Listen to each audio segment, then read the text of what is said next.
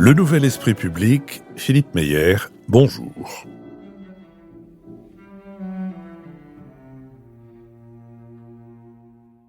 Bonjour, merci de nous avoir rejoints pour cette émission thématique qui nous donne l'occasion de recevoir Bruno Patino. Bruno Patino, bonjour. Bonjour. Et quand je dis nous, c'est donc Nicole Nesotto, vice-présidente de l'Institut Jacques Delors, David Jayes, enseignant et essayiste, et Marc-Olivier Padis, directeur des études de la Fondation Terra Nova. Quant à vous, Bruno Patino, pour ceux de nos auditeurs qui ne le sauraient pas encore, vous êtes journaliste, vous êtes président de la chaîne Arte, vous avez été directeur général de France Télévisions de 2010 à 2015 et directeur de l'école de journalisme de Sciences Po.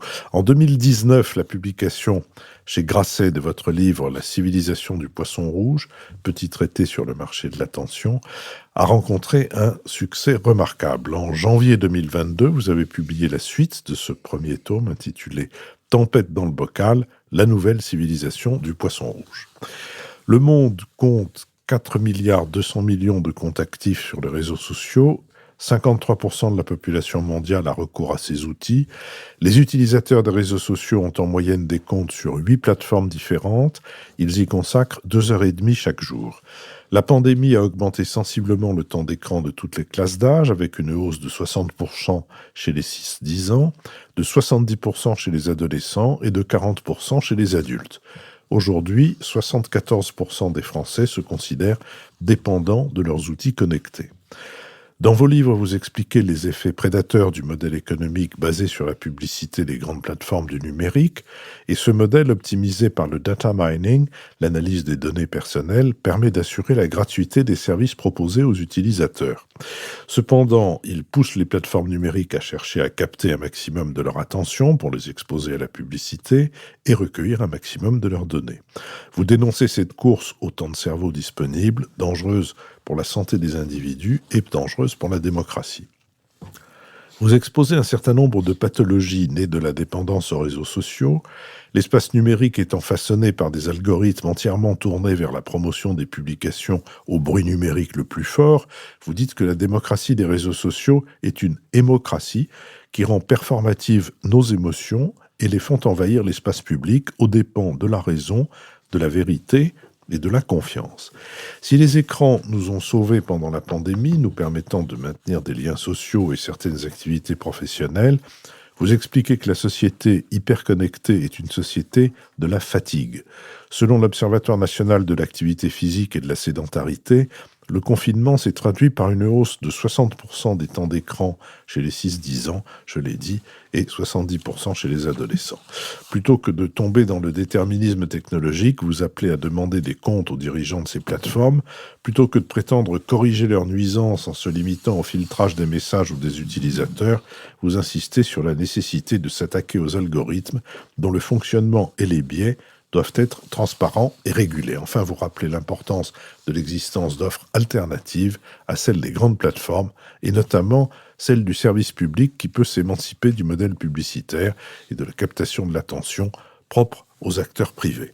À la tête d'Arte, vous tentez de faire vivre cette offre alternative avec succès, mais Bruno Patino, comment peut-elle être transposée dans le monde des réseaux sociaux ? Bonjour. D'abord, c'est très vaste comme question mais on peut la prendre en simplifiant. Est-ce qu'il faut encore être sur les réseaux ou pas, en fait ? Là, vous avez très bien résumé ce que j'essaye de raconter surtout, parce que je trouve que c'est raconter l'histoire de l'évolution numérique ces 20 dernières années, c'est raconter l'histoire de nos vies, en fait, de nos vies à la fois individuelles et collectives. Les réseaux aujourd'hui, je vais peut-être commencer par ça, on peut les voir, je pense qu'il faut bien les analyser en trois volets ou trois tranches, et pour comprendre la discussion qu'on peut avoir avec les grandes plateformes et comment faire vivre des offres alternatives.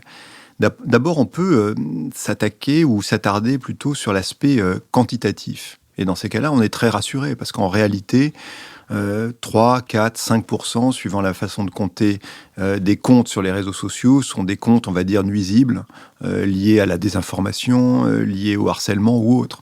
Et donc, la majorité de ce qui se passe sur les réseaux sociaux, quantitativement parlant, est une majorité plutôt de messages souvent anecdotiques, parfois informationnels, en tout cas de socialisation, on va dire, plutôt pacifiée et collaborative.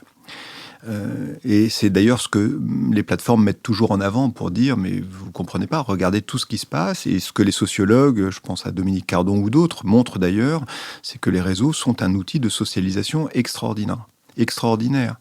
Et donc, pour une offre alternative, puisqu'on parlait d'Arte, être absent des réseaux sociaux, c'est être absent aussi d'un outil de socialisation majeur aujourd'hui, non seulement pour les jeunes générations, mais pour des générations de plus en plus, à l'âge de plus en plus avancé, puisque l'âge moyen de Facebook a évolué considérablement ces 10 dernières années et se rapproche petit à petit de l'âge moyen de la population américaine, c'est-à-dire que, à ma connaissance, il est de 46 ans, quand l'âge moyen de la population nord-américaine est de 49 ans.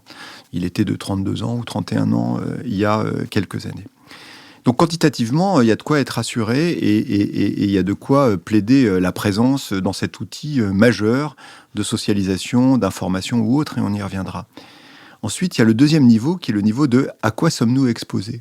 Et c'est là où le biais considérable arrive, c'est-à-dire que je prends l'exemple dans le livre qui s'appelle « Tempête dans le bocal », parce qu'il a été très mis en avant par le président Biden, des messages anti-vax, comme on les a appelés, et du fait que 12 personnes, je rappelle que Facebook a 3,3 milliards d'abonnés, donc 12 personnes sur Facebook étaient à l'origine de 60 à 70%, suivant la façon de compter, des messages anti-vax pour 59 millions de personnes.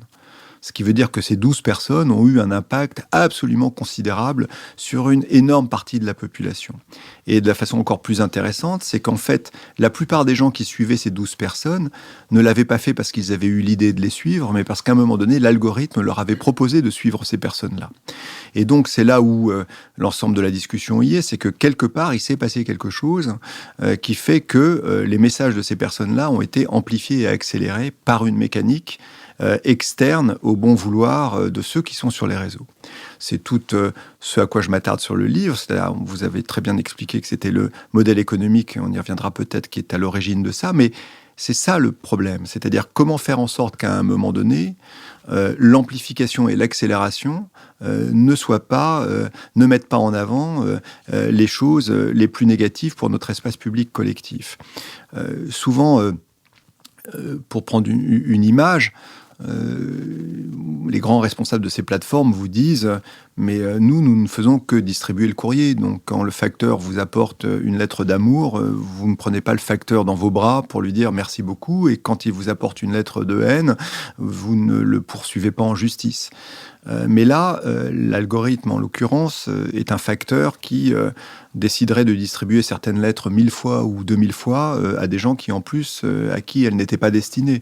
Et donc, ce facteur-là agit, en fait. Donc, quand j'entends toujours dire que les réseaux sociaux sont le miroir de notre société, non, c'est un miroir déformant, et qui déforme en mettant en avant les messages les plus pulsionnels et les plus tripaux, si je veux dire, qui font appel à nos tripes. Et donc là, quand on est effectivement quelque chose qui bâtit des propositions alternatives comme Arte ou autres, ou même des organes d'information, ou même des organes qualitatifs, vous vous dites comment je peux, à un moment donné, rentrer dans cet outil sans être défavorisé dans la circulation de cette information. Et là, j'en arrive sur le troisième point.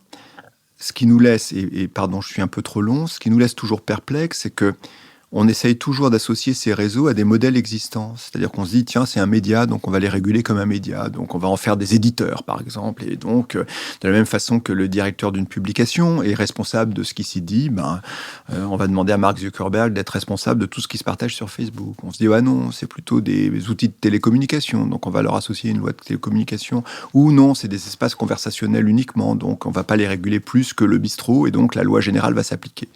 Ce qui est problématique intéressant, puisque moi, ces histoires-là me passionnent, c'est que sur les réseaux, en fait, ça, pardon de cette expression-là, ça fait voler en éclats les silos ou les murailles de Chine qui se sont construites, notamment autour du 19e siècle, où à un moment donné, vous avez, si j'ose dire, des règles de temps en temps écrites ou non dites, d'expression suivant les contextes d'utilisation, ou les contextes d'expression plutôt. C'est-à-dire que je ne m'exprime pas de la même façon au bistrot, qu'en famille, sur le canapé devant la télévision, qu'au bureau, que quand j'exerce mon métier dans les médias, et que donc on a tous été habitués au fait qu'on s'exprimait différemment, de façon différente, qu'il y avait, si j'ose dire, pour l'américanisme, des rules of speech, c'est-à-dire des règles de la parole différentes suivant les endroits où nous nous situons. Or, la grande révolution de ces réseaux, au-delà même de leur modèle économique, c'est que vous avez tous les contextes. Et tous les contextes d'expression, vous êtes à la fois dans un contexte d'information, Le Monde, Le Figaro sont sur les réseaux, et ils ont un poids important sur ces réseaux. Vous êtes dans un contexte totalement anecdotique de conversation de bistrot, où on fait du premier degré, du deuxième degré, du troisième degré, on se laisse emporter par le pulsionnel et on se dit que c'est pas grave. Vous êtes dans un contexte éducatif, où vous faites passer des messages, vous êtes dans un contexte d'influence, où vous essayez d'influencer, etc., de désinformation. Et donc, tout d'un coup, on est dans un endroit unique, avec une multiplicité de contextes et une infinité de cultures. Et c'est là où ça devient vertigineux, parce que moi, je trouve qu'on ne met jamais assez en avant ce troisième niveau dont je voulais parler, c'est la centralisation des réseaux. C'est-à-dire que la règle de la parole, la rule of speech, sur Facebook, le problème, c'est qu'elle est la même pour tous ces contextes et toutes ces cultures. Et donc, dès lors qu'on essaye de la réguler par le contenu, forcément, on violente, on viole, on coupe quelque chose de ces contextes et de ces cultures. Voilà. Et donc, quand vous faites, pour terminer sur votre question, quand vous êtes responsable d'une proposition alternative comme Arte, vous essayez dans ce réseau qui décontextualise tout en permanence, de recontextualiser tout en permanence et de rappeler d'où vous parlez et quelle est la nature de ce que vous êtes en train de faire. Marc-Olivier Padis. Je voulais vous interroger sur la question de l'attention. Vos publications ont fait partie des contributions qui ont attiré l'attention sur notre capacité de persévérance, de concentration. Et Philippe a rappelé dans son introduction les chiffres effectivement assez inquiétants. Et la métaphore que vous avez utilisée du poisson rouge, évidemment, a beaucoup fonctionné avec l'idée que on avait de moins en moins de capacité à nous concentrer sur des messages. Alors, pour prendre le contre-pied, moi, je voulais vous interroger sur le succès des formats longs sur justement ces nouveaux supports numériques. C'est-à-dire quand on regarde les podcasts ou ce que regardent beaucoup les jeunes sur les réseaux, ce sont des youtubeurs qui font des émissions très très longues et même proportionnellement à l'intérêt de ce qu'ils racontent, c'est même très très développé. Et donc tous ces formats permettent des choses longues. Et moi j'ai une interprétation un peu différente, mais que je voulais soumettre à votre analyse, c'est que la révolution qu'ont apporté ces supports numériques et notamment les réseaux sociaux, c'est le fait que les contenus sont produits par les usagers. Et la révolution, ça a été le fait de découvrir que c'est très intéressant, le fait qu'il y a des gens qui sont des émetteurs de contenu comme nous, qui avons perdu le monopole de l'émission, et que quand les usagers produisent des contenus, c'est intéressant, ça retient l'intérêt des autres usagers et ils ont envie de le partager, etc. Et pas toujours sur des formats super courts. Donc qu'est-ce qui fait que le temps moyen consacré au contenu est très très court? J'ai une interprétation, mais peut-être vous me corrigez, c'est qu'on est exposé à des contenus, quand on est sur les réseaux sociaux, on est exposé à des contenus qu'on n'a pas demandé.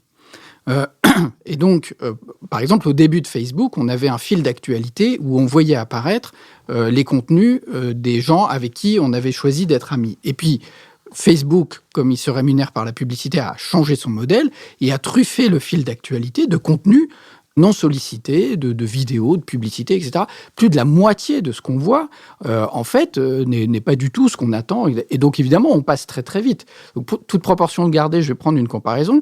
C'est comme si, donc, de dire qu'on passe très vite sur ces contenus, oui, c'est comme si vous disiez que quand on va prendre le train dans une gare ou quand on prend le métro, on ne s'arrête pas devant chaque affiche publicitaire. Ben non, on n'a pas envie de les voir, on a quelque chose à faire, donc on passe devant ces affiches, on ne s'arrête pas pour les lire intégralement. Et donc, c'est la même chose sur les réseaux sociaux, il y a des tas de vidéos qui nous sont envoyées par les algorithmes dont on ne veut pas, et donc on zappe, on passe très très vite, et ça fait baisser la moyenne, ce qui n'est pas incompatible avec le fait qu'on s'intéresse à des formats longs.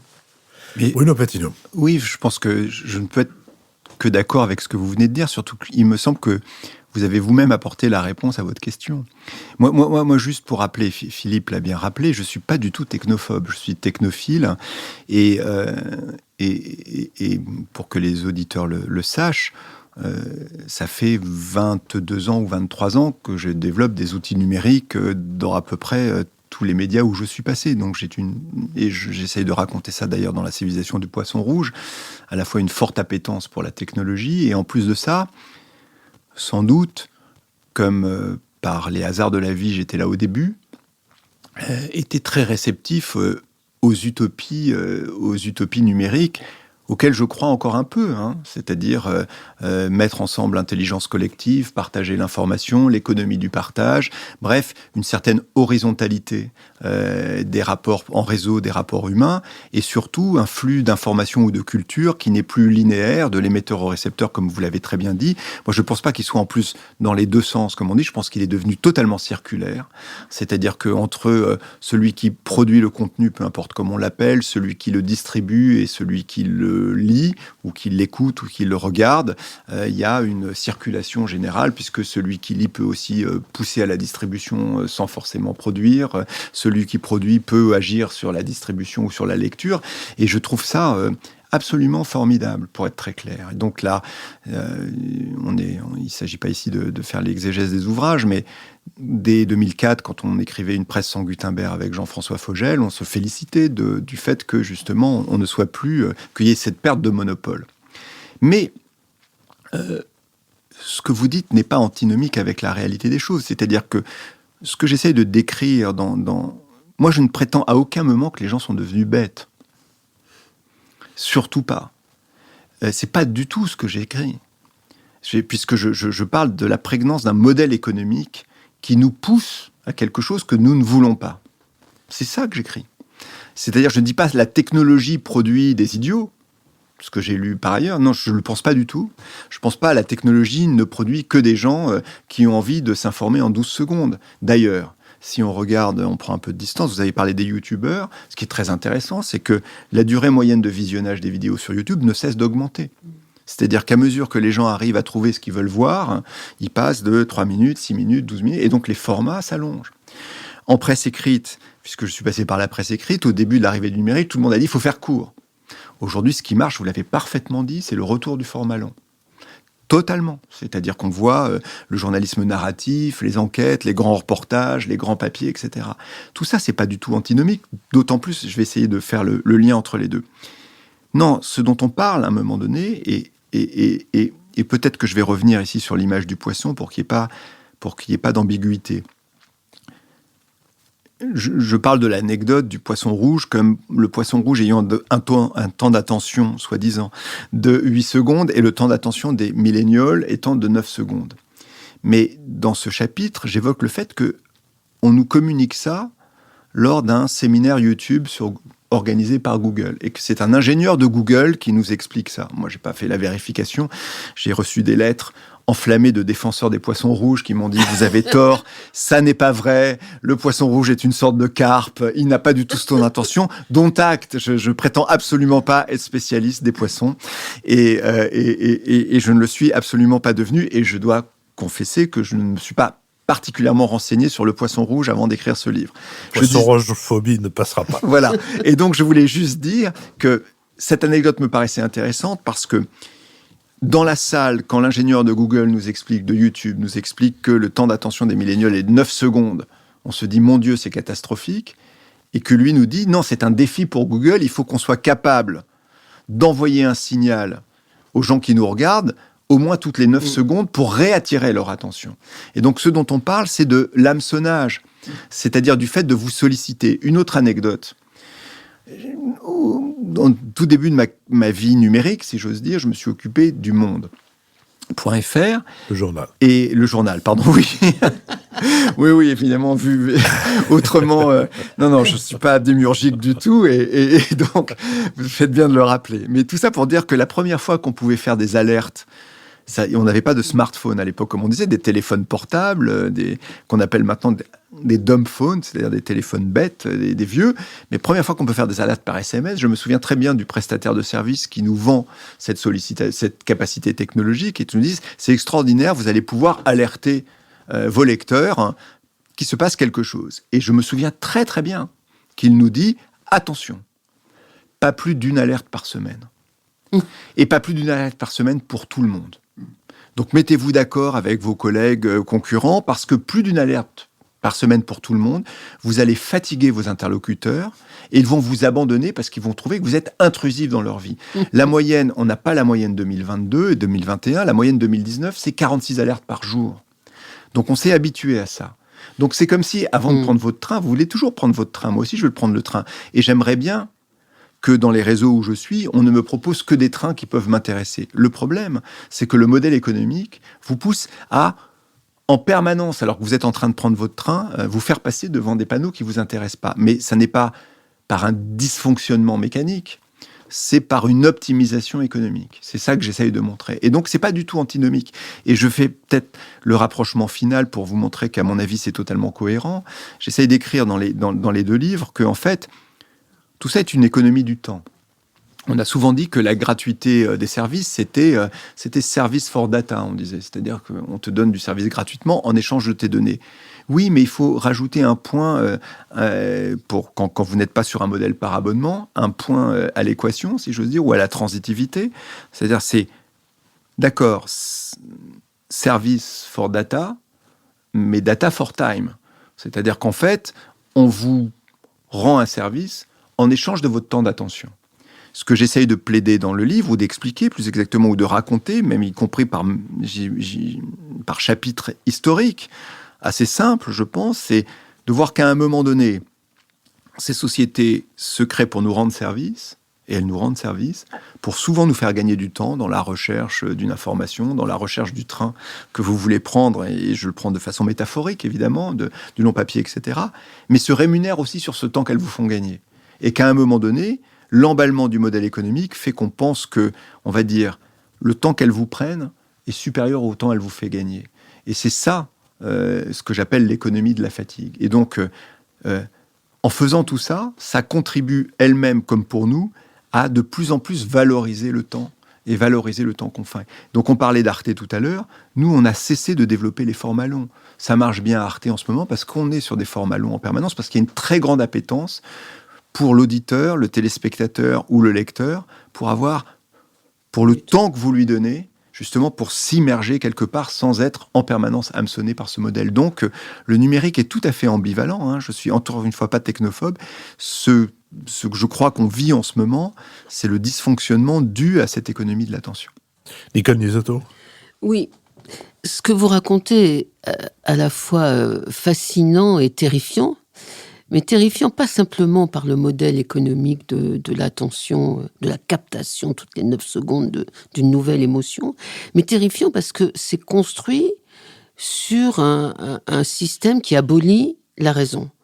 Moi, je considère qu'on était une civilisation fille des Lumières, qu'avec toute notre vie politique, citoyenne, même privée, bâtie sur le primat de la raison, sur l'émotion et sur la religion.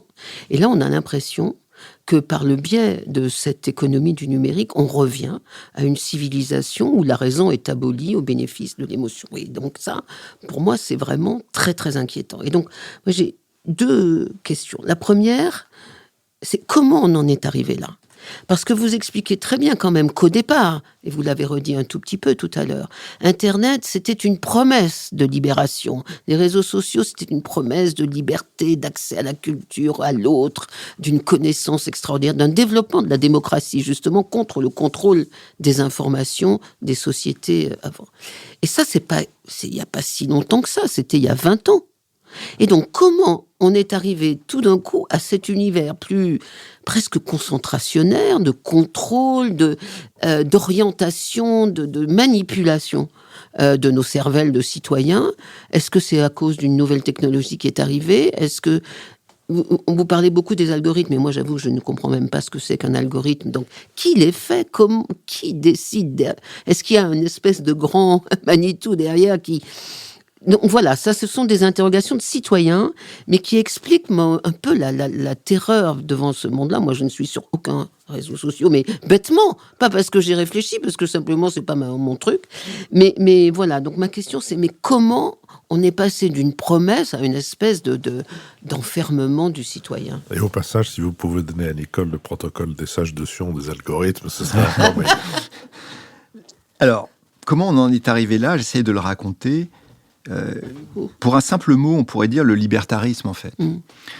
Et qu'on revoit revenir, à l'heure où on se parle, par la tentative d'achat d'Elon Musk de Twitter. C'était ma deuxième question, j'ai Pardon, oublié. on va revenir sur la force, ou l'inquiétude du libertarisme. Et je pense qu'en ce moment, on a un retour du libertarisme numérique, au travers, on en reparlera peut-être, de ce qu'on appelle les NFT, le métaverse ou la blockchain, et de ce que fait Elon Musk. Mais juste simple, parce moi j'adore raconter les histoires. Donc l'écosystème culturel de la Silicon Valley mélange à la fois les enfants des salariés de Lockheed, Fairchild, etc. C'est-à-dire toutes les grandes sociétés qui ont contribué à l'effort de guerre américain.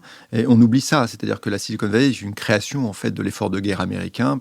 Le front est sur le Pacifique à cause de Pearl Harbor, et donc tout d'un coup, on bascule tout du New Jersey à la Californie. Il faut à cette époque, c'est les semi-conducteurs qui commencent à arriver dans cette technologie, et donc se crée un écosystème autour de l'effort de guerre de Stanford Université, et donc on a, on va dire, une très forte culture technologique. Mais aussi, c'est les années 70.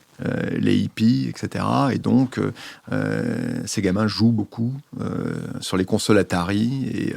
Et donc, on a un aspect ludique et rock. Donc ça, c'est l'effort de guerre d'un côté, la technologie, le jeu, parce que vraiment, c'est très, très important de comprendre, j'essaie de le raconter dans le bocal, la culture, j'allais dire, de gamification, comme on dit, de l'ensemble de notre univers, parce qu'on va y revenir sur l'émotion, évidemment, c'est sur la gamification de nos rapports à tout. Et le troisième point, c'est ce qui se passe à San Francisco, donc à quelques kilomètres au nord, qui est cette culture libertaire très forte.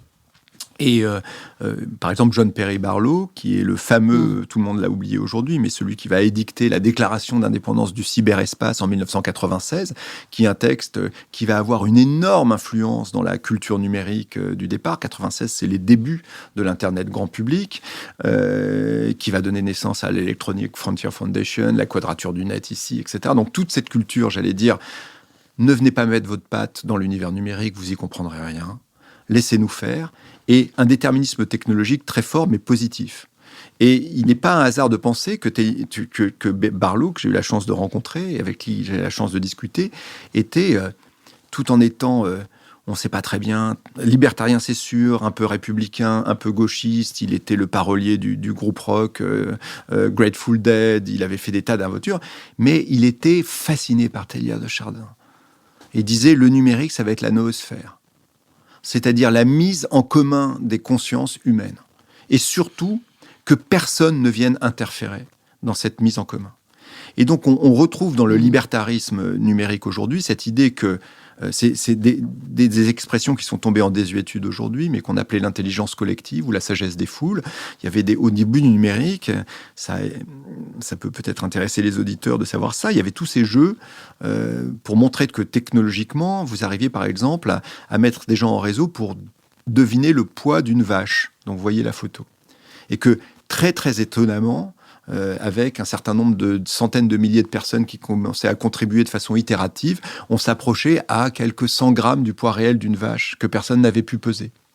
Et donc, si vous voulez, c'était cette idée, c'était l'idée, l'itération, petit à petit, nous permet d'approximer l'exactitude. Et dans le domaine de l'information, on retrouvait cette idée jeffersonienne, ou même d'avant, du marché libre des idées, comme on dit ça, et de dire, il est bon, c'est Jefferson qui disait ça, il est bon que la vérité et le mensonge puissent cohabiter dans le même univers, c'est le premier amendement aux États-Unis, parce qu'à la fin, c'est la vérité qui l'emporte.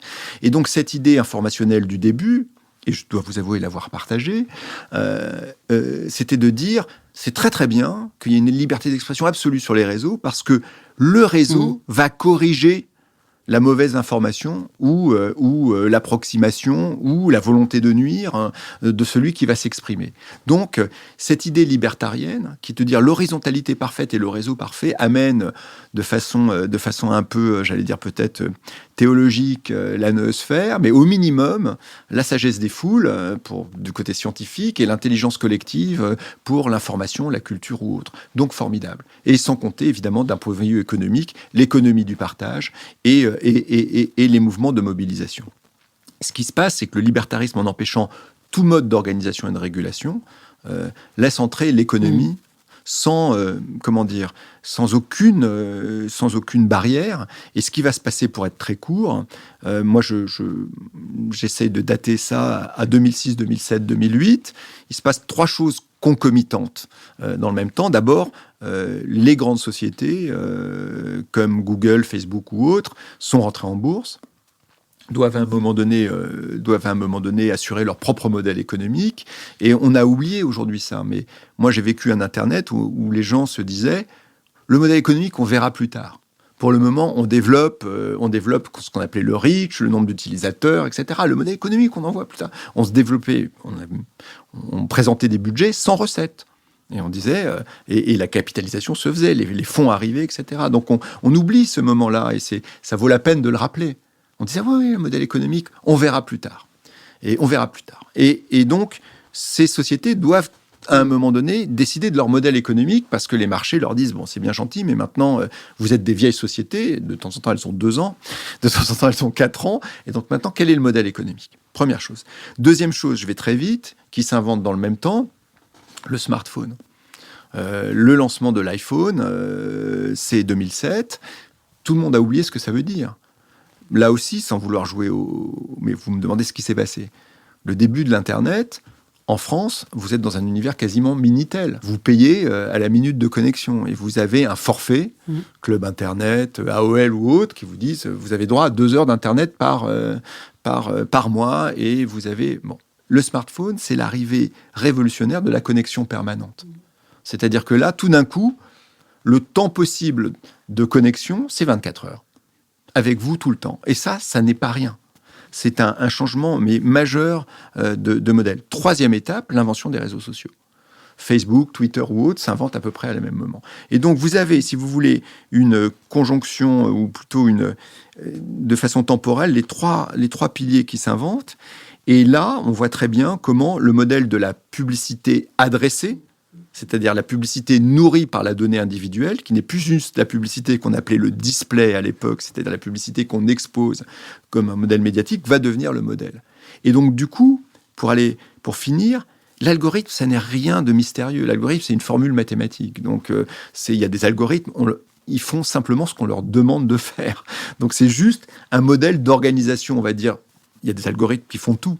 Mais en l'occurrence, là, pour les réseaux sociaux, évidemment, ce n'est pas des êtres humains qui vont commencer.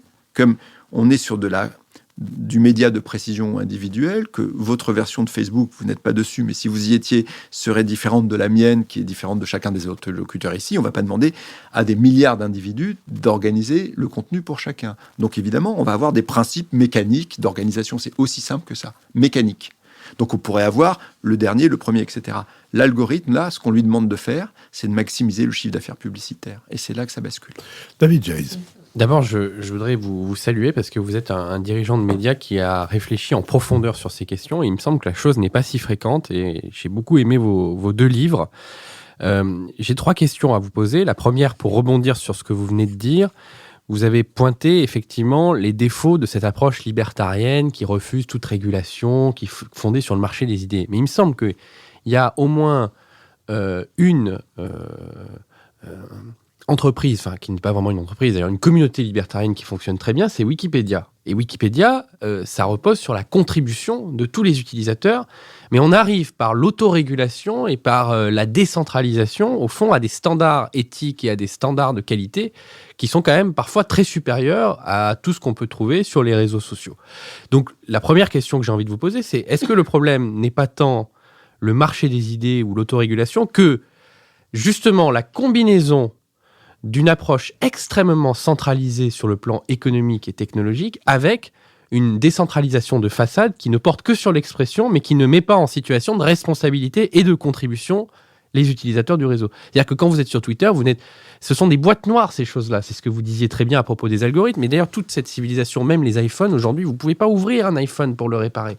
Donc tout ça, c'est des boîtes noires technologiques et économiques. Mais quand on met les gens vraiment en situation de contribution et de régulation collective, c'est tout à fait différent. La deuxième chose, pour que la conversation aille un peu sur les solutions, vous avez dit tout à l'heure, il faut, au fond, changer le modèle économique. Alors, quelle est la différence finalement entre le modèle économique et le modèle technologique ? Je m'explique. J'ai discuté récemment avec un ancien vice-président de YouTube qui maintenant est un peu en guerre contre les algorithmes. Il dit le nerf de la guerre, il n'est pas tant sur la question des data, de la valorisation, etc., que sur la question de la publicité et de la fongibilité des algorithmes. C'est-à-dire qu'il faudrait pouvoir proposer à l'utilisateur de YouTube d'abord les formules et surtout d'avoir une pluralité d'algorithmes possibles qui permettent des usages très différents. Parce que ce qu'on dit souvent, c'est que vous commencez à regarder une vidéo de chat sur YouTube et puis après, c'est une dépendance au sentier. Vous êtes enchaîné en quelque sorte à regarder des successions de vidéos d'animaux ou de chats. Et la troisième question, parce que vous êtes quand même aussi un dirigeant du service public, que peut le service public ? Parce qu'il me semble qu'il y a une pauvreté de réflexion collective sur ce sujet. Longtemps on a dit, le service public c'était l'ORTF, donc c'était à l'époque des grands monopoles à la fois radiophoniques, télévisuels, de l'information collective. Ensuite est arrivée la pluralité, et donc là on a fait beaucoup de régulations juridiques en imposant des cahiers des charges, etc.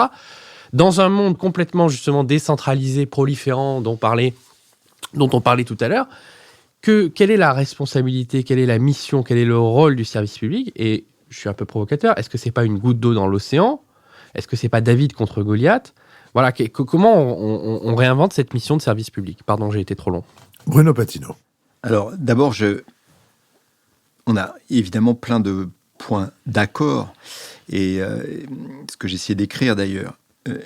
Wikipédia montre, parce que la question, à chaque fois qu'on intervient sur ces questions ou devant les étudiants, etc., on leur dit, la question, elle est juste. Comment ça se fait qu'il n'existe qu'un seul Wikipédia ? Parce qu'en fait, la question qu'on devrait se poser, c'est celle-là, pardonnez-moi. C'est-à-dire, c'est pas de dire, c'est comment ça se fait que Wikipédia, qui effectivement, malgré les guerres informationnelles sur Wikipédia, on sait qu'il y en a, on sait qu'il se passe, contrairement à ce que les gens ont l'air de penser, Wikipédia est un organe mouvant en permanence, avec des fronts, des gens qui... Bien sûr, ça se régule, je suis d'accord. Et donc, la question, c'est comment ça se fait que l'organisme qui s'approche le plus de l'utopie initiale du numérique, en fait, il n'y en a qu'un. C'est très étonnant. Enfin, il y a des micro-wiki quelque chose par ailleurs, mais enfin, on va dire que par rapport aux endroits significatifs, il n'y en a qu'un qui n'est pas d'ailleurs d'une solidité à toute épreuve, y compris économique, etc. Il n'y en a qu'un. C'est une excellente question. La seule réponse qu'on apporte tout le temps, elle est dans ce que vous avez vous-même pointé, c'est que cet univers a été l'objet d'une appropriation. C'est-à-dire qu'effectivement, cet univers qui devait être horizontal, décentralisé, etc., a été, si j'ose dire, privatisé, enfin, au sens de... On est passé d'un bien commun à une privatisation et une centralisation. Et donc, effectivement, alors, vous avez puisqu'on est ici au Nouvel Esprit Public, certains l'avaient prévu. Si vous regardez le professeur d'université Tim Wu, qui a écrit des livres majeurs, mais qui est un spécialiste au départ de la téléphonie ou autre, il disait les systèmes en fait sont toujours les mêmes, et il partait du téléphone. Moi j'ignorais absolument, c'est en le lisant que j'ai appris qu'au départ il y avait plein de sociétés téléphoniques, pareil, que c'était totalement décentralisé, totalement peu régulé, etc. Il dit c'est toujours la même chose, c'est-à-dire les systèmes s'ouvrent, ils sont horizontaux, ils ont une multiplicité d'acteurs et on pense que ça va être formidablement égalitaire grâce à cette rupture technologique. Et puis, petit à petit, ils se referment sur un nombre extrêmement réduit d'acteurs et qui non seulement, il y a la tendance à l'oligopole, voire au monopole que peut avoir, mais en plus de ça, au fait de cornaquer ça, ou si j'ose dire, à le réduire à une utilisation particulière et autre. Et donc, le premier livre qu'il écrit doit dater de 2005 ou de 2004, enfin pas son premier livre, mais sur ce thème-là, où il dit, vous pouvez tous rêver sur le numérique, ça va se passer.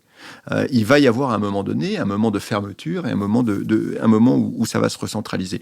Et donc, ce qui s'est passé, c'est ça, effectivement. C'est-à-dire qu'à un moment donné, par les économies d'échelle, ce qu'on appelle les effets de réseau, la scalabilité ou autre, eh bien, vous avez 3, 4 sociétés qui ne dominent pas ce qui se passe dans l'univers numérique, mais qui dominent notre usage du numérique, ce qui n'est pas tout à fait la même chose. Et donc, si vous voulez, ce qui s'est passé là, c'est que vous avez quand même une technologie encore à peu près décentralisée, je dis à peu près, et en même temps, une organisation économique et sociale, on va dire, du numérique qui s'est totalement centralisée.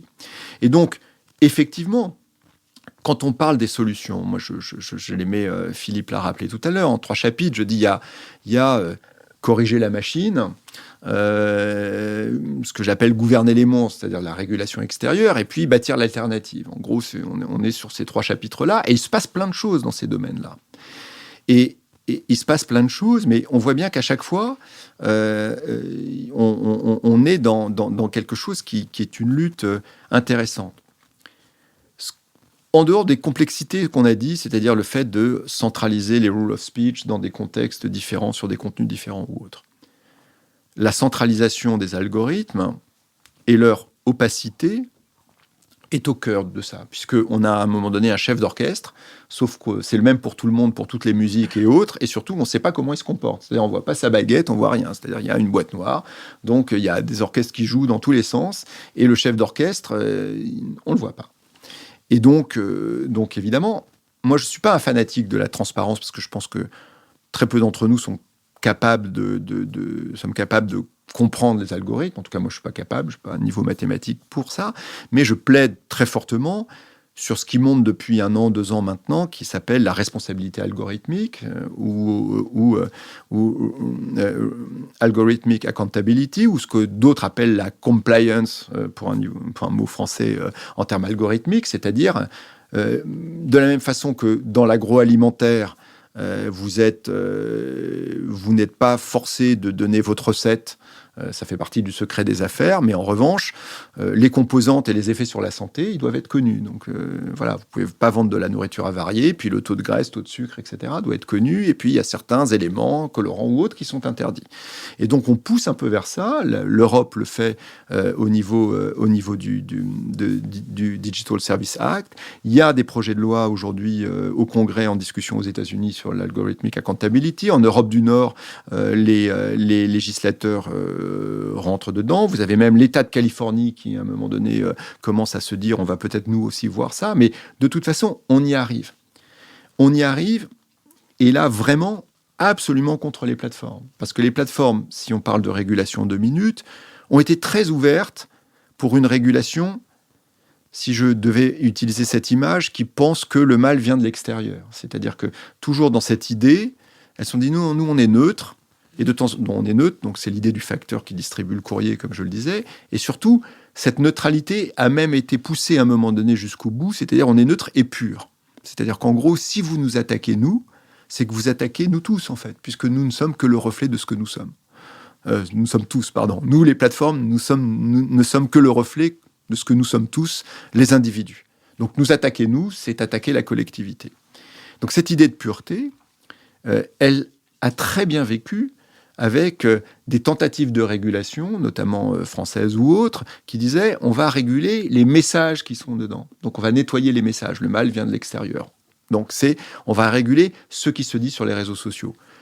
Que la loi normale s'applique, d'accord, mais tout de suite, quand on regarde, si vous voulez, d'abord en termes de quantité de messages, de contextualité du message, on raconte toujours cette anecdote que quand Facebook crée ce qu'on a appelé à tort sa Cour suprême, le Facebook Oversight Board, le premier test qu'ils font, ils ont une dizaine de bureaux dans des pays du monde qui doivent évaluer le fait qu'on interdise un message ou pas.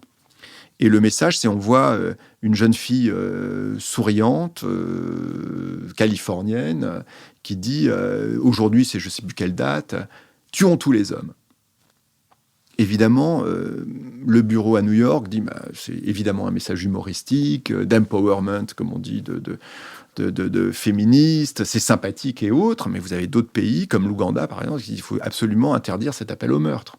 Donc on voit bien, si vous voulez, que quand on essaye de réguler les messages, on en arrive par une fin de liberté d'expression, une régulation ou un univers carcéral. La deuxième piste de la régulation, c'était de dire non, on ne peut pas réguler les messages, le premier amendement, etc. On va voir qui a droit d'être sur ces réseaux sociaux-là. Donc on va réguler le club, si j'ose dire. On déplatformise Trump, mais après le 6 janvier, après le Capitole, et puis on commence à y voir. Les plateformes, elles sont pour ça. Dites-nous qui a le droit de participer ou pas. On ne prend pas la responsabilité, c'est vous qui décidez. Nous, on ne décidera pas. Donc, décidez de qui a le droit de participer chez nous à ces conversations-là. Et ça devient extraordinairement compliqué. Parce que, à quel titre, pourquoi, sur quel sujet, vous apercevez très très vite que, à part les robots qu'on tue, Facebook tue des milliards de robots parce qu'on voit, c'est très compliqué de déplatformiser des gens. Ils le font quotidiennement et avec des problématiques. Et en réalité, ce qu'ils ne veulent jamais réguler, c'est le quoi. C'est comment on partage. C'est justement l'algorithme parce que c'est le modèle économique et parce que c'est la rentabilité. Mais donc, arriver dans cette forme de compliance, où on regarde, si vous voulez, les impacts des algorithmes, notamment sur la polarisation, sur la dissémination des messages les plus outranciers, des appels au meurtre, etc., c'est ce vers quoi on va arriver. Et deuxième point pour répondre, à votre question, on va y arriver, mais la seule solution pour y arriver, c'est non seulement la responsabilité algorithmique, mais c'est la décentralisation des algorithmes. C'est-à-dire le fait qu'il n'y ait pas le même pour tout le monde et tous les contextes. Alors, vous pouvez dire à un moment donné, on va avoir des algorithmes différents, ou on va vous dire un impact différent. Vous pourrez, par exemple, moi je rêverais d'avoir des algorithmes qui me disent, et encore une fois, quand on y travaille sur Arte, dire un algorithme découverte, c'est-à-dire propose-moi des choses que je n'ai jamais vues. Ou un algorithme qui me propose... On peut tout demander à un algorithme, la découverte, la surprise, pas forcément la répétition de votre comportement passé. Mais évidemment, le taux de succès d'un algorithme pour votre attention sur la découverte va être beaucoup moindre que le taux de succès sur la répétition d'un comportement passé dont je sais déjà qu'il vous a, si j'ose dire, convaincu. Donc, on peut tout leur demander. Et donc, décentralisation de multiplicité de propositions d'algorithmes. Et puis, à un moment donné, la vraie question, c'est est-ce que vous, utilisateurs, pouvez décider ou pas ? Et ce qui se passe sur Twitter en ce moment est un peu grave parce qu'on voyait que Twitter... Même si Jacques Dorsey, son fondateur et fantasque PDG, avait quitté la société, il avait lancé, je le raconte dans le bocal, un projet à un moment donné de dire on va proposer que chaque utilisateur puisse à un moment donné choisir son algorithme, non pas la formule, il est incapable, mais suivant l'effet attendu. Et ce qu'Elon Musk vient de dire en annonçant son offre, c'est on oublie tout ça. Liberté absolue, libertarisme absolu. Sauver la civilisation, il a dit. Dans sa conférence de presse hier. On peut ne pas être d'accord. Marc-Olivier Padis. Oui, pour poursuivre sur les solutions, c'est très intéressant. Vous avez dit tout à l'heure, donc les réseaux sociaux, ces plateformes, ce ne sont pas des producteurs de contenu, ce ne sont pas des éditeurs, mais ce ne sont pas non plus simplement des plateformes techniques qui mettent à disposition des contenus. En fait, ils interviennent. Et donc, il y a des auteurs qui ont montré maintenant, en fait, ils interviennent comme des sortes de curateurs. C'est-à-dire qu'ils décident quels contenus sont promus par l'intermédiaire de cette automatisation. En fait, je vais vous couper, c'est des amplificateurs, des accélérateurs. C'est-à-dire qu'aujourd'hui, vraiment, si vous regardez bien, plutôt que curateurs, qui donnent une idée de filtre, je pense que leur principal, dans toutes les études qu'on fait, ils ont juste, c'est comme... Il faut bien voir ça, vous avez juste un bouton de volume, donc de temps en temps ils amplifient un message et d'autres ils baissent le volume, et un bouton d'accélération. Ils en accélèrent la viralité ou ils en diminuent la viralité. Et de ce point de vue-là, il y a un problème justement de décélération, mais quand même, si on monte le volume et qu'on baisse le volume, ça filtre. Moi, il y a des gens qui sont en contact avec moi sur les réseaux sociaux dont je ne vois jamais les contenus. Donc ça revient bien à filtrer et donc à sélectionner des contenus. Et donc c'est à ce titre-là qu'il faut les réguler, de voir leurs responsabilités. Il faut quelque chose ad hoc. Et alors, je voulais vous interroger sur la loi européenne qui a été promue très récemment, Digital Markets Act, règlement des marchés numériques, qui vise, alors après la loi sur les données personnelles, qui était une première mondiale et qui produit des effets tout à fait positifs, est-ce qu'on peut en dire un mot, notamment ce qui est très intéressant, cette loi vise une interopérabilité des services de messagerie, c'est-à-dire qu'aujourd'hui, en moyenne, surtout les jeunes sont sur 8 messageries, je crois, différentes, donc Signal, WhatsApp, etc. Et donc, ils passent de l'une à l'autre en permanence. C'est comme si, quand j'ai un abonnement téléphone Orange, je ne peux pas appeler quelqu'un qui est sur Bouygues ou sur SFR. Et donc, la disposition européenne, c'est de rendre toutes ces messageries gratuites compatibles entre elles, qu'on puisse dialoguer de là. Est-ce que vous pensez que cette loi va dans un sens intéressant d'un point de vue régulation? Qu'est-ce qu'on peut en attendre? Bruno Battino. Alors déjà, ce qui se passe au niveau... Parce qu'il faut les voir en deux volets, parce que c'est vrai que le Digital Market Act a été promulgué il y a quelques jours. Le Digital Service Act est toujours en discussion, mais je pense que philosophiquement, c'est les deux volets d'une même politique que, à titre personnel, je salue plutôt dans beaucoup de domaines. Certains diront ça va pas assez loin, mais vu d'où on vient, notamment du côté de la Commission européenne, je veux dire, là, il y a eu un virage extrêmement important réalisé qui ne considère plus justement que le numérique est juste un truc technologique et commercial, en gros, une organisation de marché. Mais quelque chose, on parle de compagnies, de sociétés structurantes ou autres, on voit bien l'impact que ça a sur nos vies.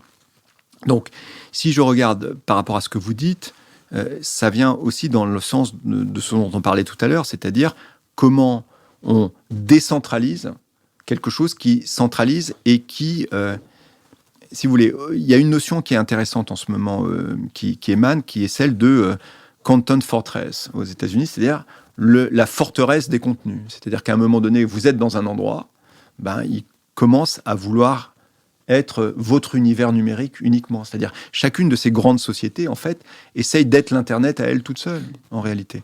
Quand Facebook, on va peut-être parler du métaverse ou 2 minutes, aujourd'hui, il y a plein de projets de métaverse différents. Il y a déjà des sociétés de métaverse, il y a 2 gros systèmes de métaverse, un métaverse avec blockchain, sans. On ne va pas rentrer dans le détail. Mais ce qui est intéressant et paniquant, quand on voit Facebook promouvoir son métaverse Horizon, en l'occurrence, c'est qu'on voit bien le projet centralisateur, c'est-à-dire je vais être la porte d'entrée. C'est pour ça que je sais que vous utilisez le point de filtre, mais moi je dis il faut faire attention, parce qu'un filtre, ça filtre. Mais là, on est dans quelque chose qui a pour but, à chaque fois, mais c'est la logique économique, de recréer votre Internet vous-même. C'est-à-dire que Facebook, en poussant le métaverse, se dit, si vous voulez, le nouvel esprit public, être visible dans le métaverse, vous devrez passer par la technologie de Facebook, être agréé par Facebook, et puis à un moment donné, verser ce qu'on appelle un cut, c'est-à-dire une petite prime à Facebook, etc., etc. Donc il y a tout ça. Et donc que la Commission européenne essaye de recréer, de décentraliser ça en abattant les murailles entre ces espaces, me semble extrêmement positif. Souvent, et il n'en mentionne pas, mais il y a dans les interlocuteurs, il vous parle d'un moment qui, moi, m'avait échappé, mais qui a été absolument central dans le développement de la téléphonie mobile, c'est quand vous pouviez garder votre numéro. Vous changiez de prestataire, la portabilité. On voit bien, donc, ça, dans les deux sens, la portabilité d'une part, c'est-à-dire les données que j'ai déposées à Facebook ou à un moment donné, ou tout mon historique de photos sur Google Photos, par exemple, ou tout ça.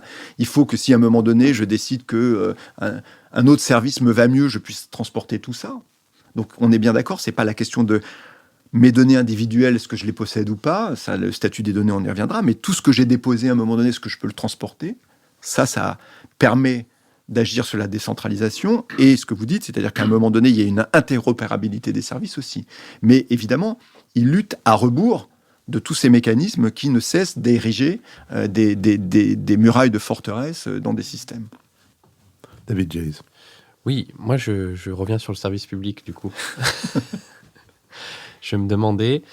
non, mais très sérieusement, quel pourrait être... parce qu'on voit bien l'aspect régulation, on voit bien la décentralisation des algorithmes, mais quel pourrait être le projet industriel, et j'utilise ce mot à dessein, pour le service public audiovisuel dans ce contexte? Je l'écris clairement. C'est-à-dire que, évidemment, comme toujours dans les livres, on fait des portraits, on raconte. Je l'écris d'ailleurs vraiment dans le livre. Moi, je fais le portrait